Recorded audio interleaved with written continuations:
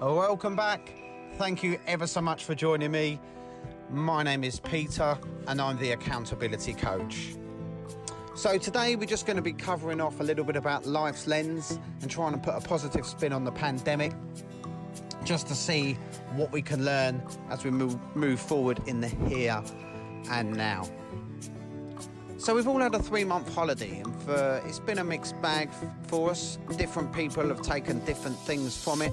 But if you just reflect for a second and think about some of the positives, you know, never in history again will we get to spend so much time with our loved ones and our families. And it's really been a one-off for our children to really have that close connection with us. Of course, don't get me wrong, they get us out of house and home and run round ragged and drive us up the wall mad at times, but we're never going to get that quality time back with our young ones, and I think that connection will be one that's very memorable for them. Also, a lot of us have rediscovered some of the simple things in life, from cooking and baking, cleaning, cooking, becoming closer as a couple. And there's local parks, facilities and river walks, and the daily exercise has been introduced, and people have restarted jumping on their bikes and doing their weights and Pilates and yoga, and we've started to get more fit.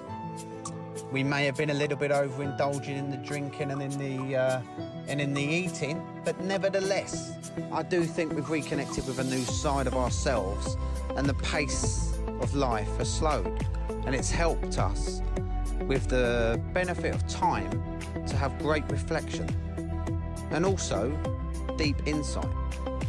Of course, there are some couples that during this time have come to the conclusion that perhaps they were in a relationship that they were hiding away from, that they were masking up, covering up, and really wasn't as strong as what they thought it was or could be. And that's been exposed during this time together, and now potentially they've split apart, and I've heard many stories of this. But yet, rather now than later, rather split now and have 20, 30 years to live than be in a relationship that is unfulfilled or doesn't contain the love or the conditions to which you wish to have from a partner.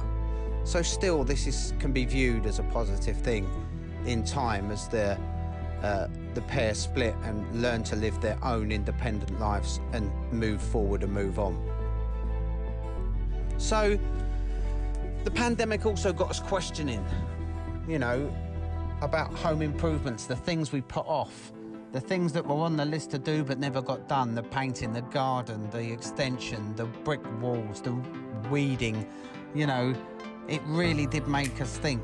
It also got us looking at self-development, those on the internet, spending time online, increasing the grey matter and becoming better at what we do for a living, working remotely, thinking on our feet, being proactive, and really fast forwarding in our own lives as to just what's possible for us, and evaluating, do we want to be doing what we're doing? Instead, maybe we could do something different. And these thoughts occurred to us. Businesses reacted fast, some by closing to protect us, others by empowering us to work from home. Things changed and at a rapid pace, and we adapted to that change very quickly.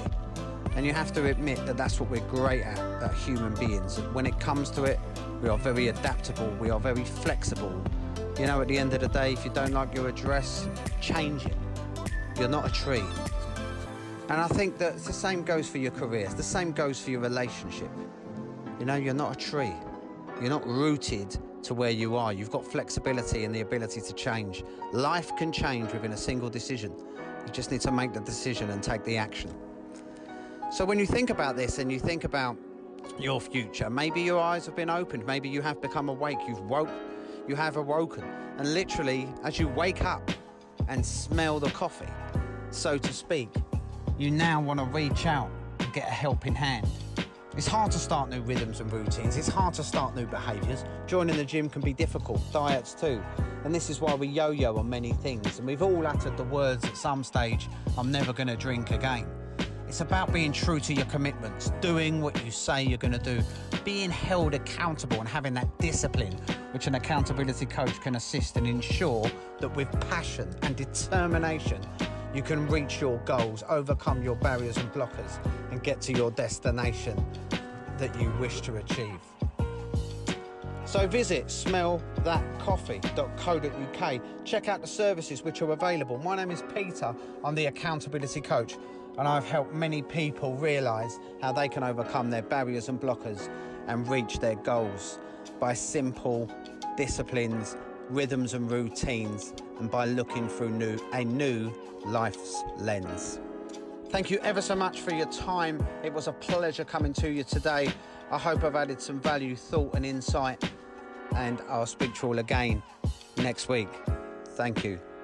Take care.